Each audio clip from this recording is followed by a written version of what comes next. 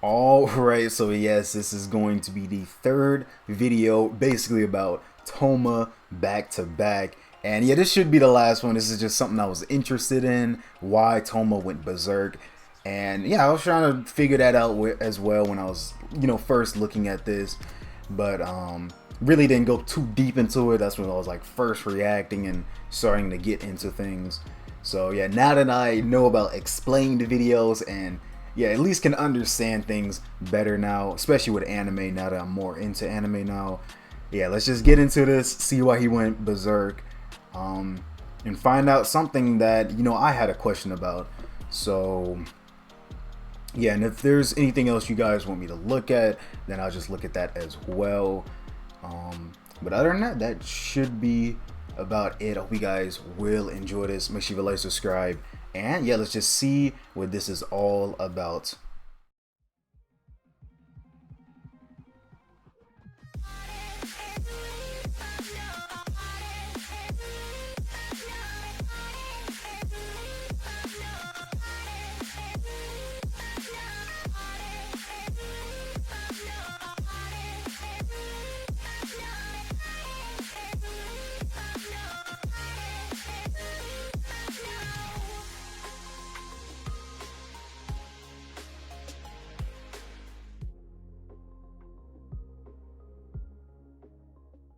What's up guys, I wanted to make a video about this very famous scene from the anime where Touma finally defeats Aureolus Isard after his right arm is severed and features the very first dragon appearance in the franchise. It just shows you the power that Touma had in his fapping arm.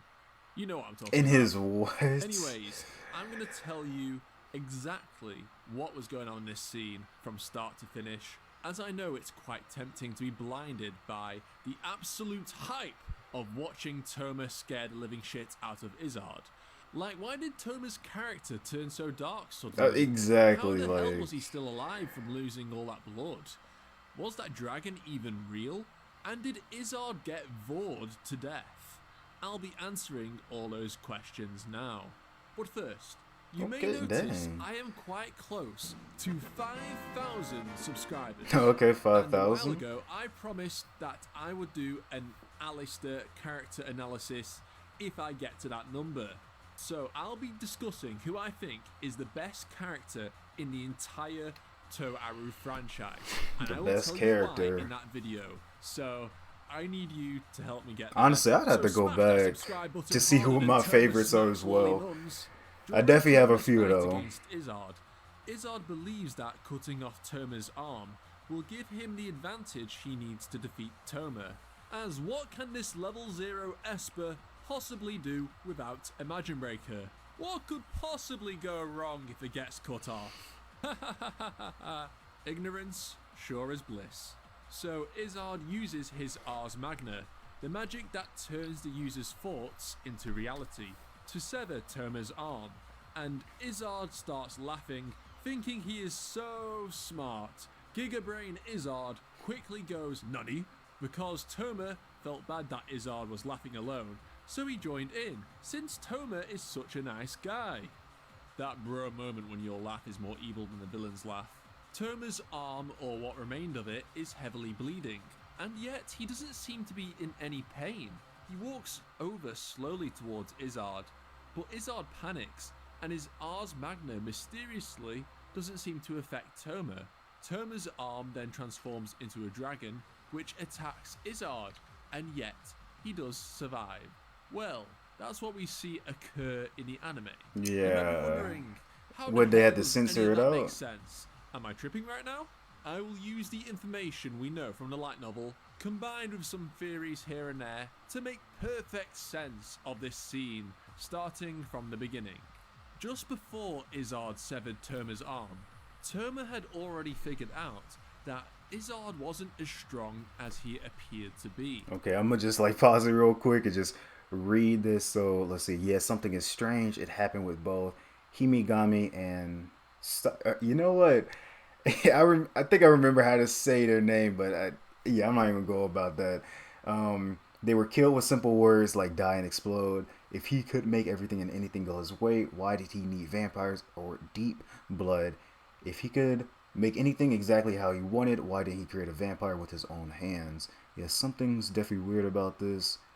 No, if Isard could really make anything and everything that he wanted, then why didn't Index turn back to look at, however you say that, even one time, the ultimate Ars Magna, which distorted reality in accordance with his word or their words? That wasn't how it worked. The Okay. Ars Magna is clearly a very powerful spell. Yeah, some of these names Why I'm did not going to Isard try. simply not use it to turn Index into a vampire, as that was his initial plan, which he needed Himigami for in order to use her as bait to bring a vampire to him, as Himigami's deep blood ability would attract vampires to her. Touma realised that it is not Isard's words that become reality, but it is his thoughts. Isard simply couldn't magic a vampire out of his ass into existence, because vampires are some of the most mysterious beings in the Toaru universe.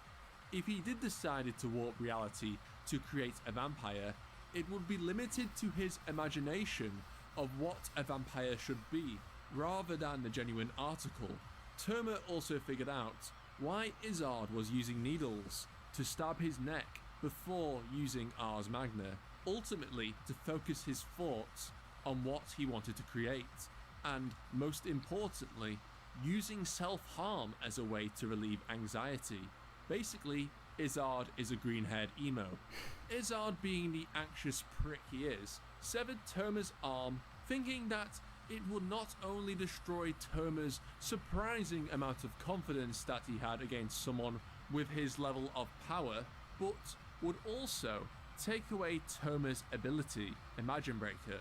Touma was obviously shocked when his arm was severed, like any normal person would be, but in a different way than what you might think.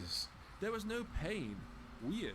And Touma wondered why Isard didn't simply target his head or his heart rather than his arm. Okay. It's because Isard knew Imagine Breaker was the one counter to his own power, the one thing that would cause doubt in his mind. Touma therefore came up with an idea. He would put on an act to terrify the living shit out of Isard, increasing Isard's self-doubt and anxiety to the point where Isard would struggle to control and manifest Ars Magna in the way that he wanted, as Ars Magna was a spell where you had to really concentrate hard to use Yeah, it. I can tell. Otherwise it wouldn't work, or it would just go out of control. If Touma simply laughed like a maniac at losing his ultimate weapon of dealing with Ars Magna, Isard would panic as a result. And that's exactly what happened. Isard's magic no longer affected Touma. Touma also purposefully walked slowly towards Isard with a shit-eating grin on his face, and purposefully mocked and intimidated Isard so that he would further lose control. And the Oscar goes to Kamijo Touma. Yep, However, give him it is a award. in the epilogue that Style interfered with his heat Style, charge yeah. magic to throw off Isard's first two attacks. Cause I thought it was Style figured out what Touma was trying to sounded do differently. and decided to assist him, while Isard was preoccupied with dealing with Touma. Style didn't interfere though with the third attack that Isard unleashed. Interestingly, Isard's third attack, the guillotine spell, supposedly hit Touma, and yet the magic was shattered just by touching Touma when it hit him. In the anime, you even hear the Imagine Breaker sound effect when this spell is repelled.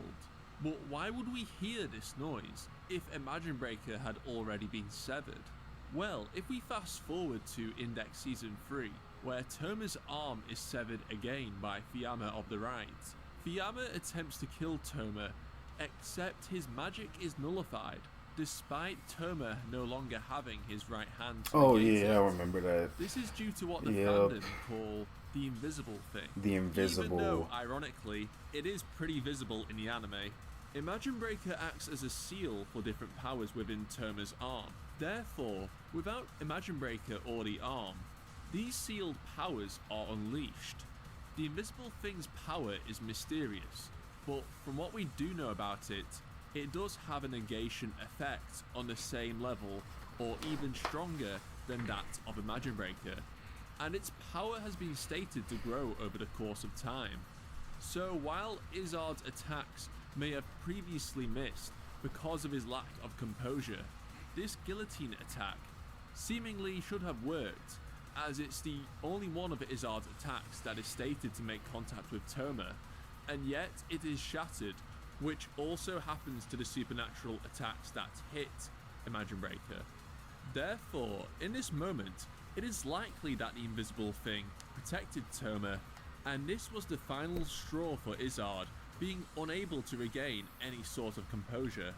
Next, we get the iconic dragon arm scene, which results in Isard's demise. This is what makes this scene so great, because first-time viewers are led to the impression that the dragon is the culmination of Isard believing that Touma is a monster. Therefore, his Ars Magna transformed Toma's arm into that of a dragon, representing Isard's fear of Toma's newfound confidence and power. But after watching Railgun T, this scene becomes very different, as that same we literally get to see him after Toma's arm is cut off again. Like, seriously, how many times does Toma's arm get cut off? Anyway, it appears with multiple other dragons, proving that Touma has an entire dragon zoo inside his right arm. Going back to Touma and Isard, I like the fact that this scene has different interpretations depending on what you're aware of, and the light novel actually makes you consider if it was real or not. Okay, wait, hold up. Let's see. Left in a war zone, a thing that flew out of his jaw of the Dragon King. Okay, nothing more than a product born. Okay, so yeah, that's what they were thinking it was. Yeah, it was just something from Isard, but yeah, definitely something else. That was the logical analysis. Yeah, but he was thinking something. Let's see. Unrelated. Okay. So yeah, I'm just seeing like how it is, differently from like the light novel and then from what we see, because I mean that's how it can be sometimes. I mean mostly I see it with manga, at least manga and anime adaptations or something, to where basically the anime doesn't, like, it leaves out some things or it completely changes the scene or like just censor things out. And obviously I wouldn't know what happens here in Toaru, but yeah, I'm just reading to see. Time skip It where was the Touma same. is in hospital, where it is stated that Toma's severed arm was reattached to him. Oh yeah, I remember that. Which I was so miraculously confused. started working normally again after just one day. Like what? Chancellor even Just got his describes arm Toma's back. body as strangely fantastic, hinting that Toma's body isn't exactly normal, and this is undoubtedly due to the presence inside his right arm. The only reason why this even works is because Toma's right arm can regenerate after it is severed, which is also probably the reason why Touma did not feel any pain, and his bleeding soon stopped. But why didn't it regenerate instantly, like in Railgun T and in Index Season 3? It's possibly due to the fact that the Invisible Thing's power becomes stronger the more that Imagine Breaker is used. Therefore, its healing properties weren't as fast on this occasion, but that's just a theory. Otherwise, we don't know. The Invisible Thing also seems to have some sort of conscience or mind of its own, as when Touma communicates to it in Index Season 3. So maybe on this occasion, the Invisible Thing was like, nah, fuck it, I'll just leave it to the hospital staff this time. Style explains the fate of Isard, that the dragon actually wiped his mind when it bit him. This specific dragon is known as the Dragon King, and was confirmed by the Railgun T producer that this dragon does indeed have the power to wipe or erase memories, or the mind itself. Quite fitting for Touma, considering he himself has lost his memories. Isard in fact did not die, as Style decided to use magic to change his appearance completely, so that Isard was essentially an entirely new person rather than kill him. Now, I have a little crack theory about Touma going berserk. This is just a theory and it's probably bullshit, but I want to talk about it anyway. By the way, I'll be spoiling New Testament 22R. Yeah, I don't mind that. 3, 2, 1. Okay, I get that Touma was acting when he went berserk, but just imagine that by severing his arm in this moment, a bit of KNT influenced Touma to act like this, as it was such a sudden personality shift where it suits KNT way more than it does Touma, and would also fit with when in World War III, where Touma talks to the presence in his right arm and rejects that power, which might have also been KNT. Or he could have just been talking to a different being in his arm, such as the dragons. Anyway, I hope you found this video informative. Post your theories down in the comments below, and yeah, let me know what you'd like to see on the channel in the future. Thanks for watching, and I'll see you all next time. Bye bye. And that is it for this one. Okay, so yeah, I like that, basically, and also bringing me back way back when this happened. So yeah, sorry if I could not pronounce the names right. Yeah, it's been quite a while, and also if I just, yeah, it seems like I don't understand, or not understand, but can't really like remember some things, because yeah, I mean, like I said, this was a while back, and back then, I mean, I was just starting on the reactions. So yeah, it's not gonna be like how it is now with like Fate or something. If I look at like an anime type episodes from that, you know, or Naruto or something, like, yeah, it was not the same back then.